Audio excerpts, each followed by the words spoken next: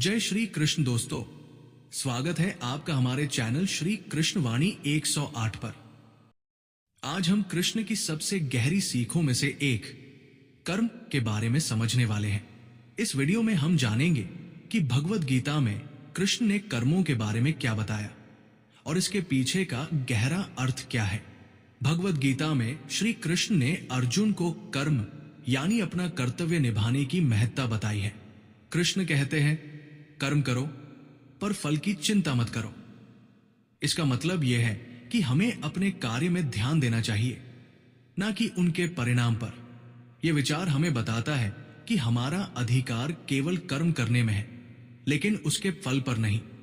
इस पर कृष्ण का कहना है कि अगर हम परिणाम उन्मुख सोच से मुक्ति पाए तो हम सही और ईमानदारी से कर्म कर पाएंगे। भगवद गीता के अनुसार निष्काम कर्म वह है जिसमें हम बिना किसी व्यक्तिगत स्वार्थ के कर्म करते हैं। निष्काम का अर्थ होता है इच्छा रहित, बिना किसी इच्छा के। यह हमारे मन को शांति देता है और हमें कर्म में नियंत्रित बनाता है। कृष्ण कहते हैं कि अगर हम अपने कर्म को निष्काम भाव से करेंगे तो हम अपनी जिंदगी में मानसिक शांति और स्पष्टता पाएंगे। निष्काम कर्म वही कर सकता है जो अपने आप को कर्म के फल से अलग रख सकता है। श्री कृष्ण कहते हैं कि हमारे कर्म हमारा भविष्य बनाते हैं, जिसे हम कर्म योग कहते हैं।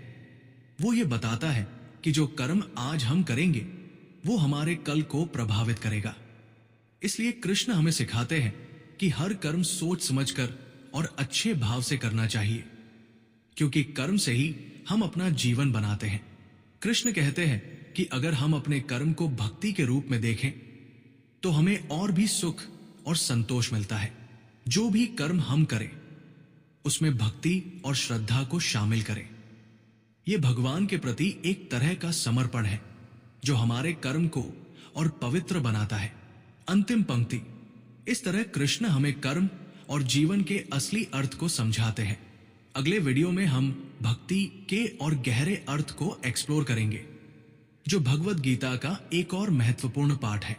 यदि आप हमारे साथ इस आध्यात्मिक यात्रा में बने रहना चाहते हैं तो चैनल को जरूर सब्सक्राइब करें और अगले वीडियो का इंतजार करें। आपको यह ज्ञान का पाठ कैसा लगा कमेंट में जरूर बताएं, और यदि आपके पास कोई प्रश्न है तो हमारे साथ शेयर करें। ऐसे और वीडियो के लिए हमारे चैनल को सब्सक्राइब करें और बेल आइकन दबाएं। जय श्री कृष्ण।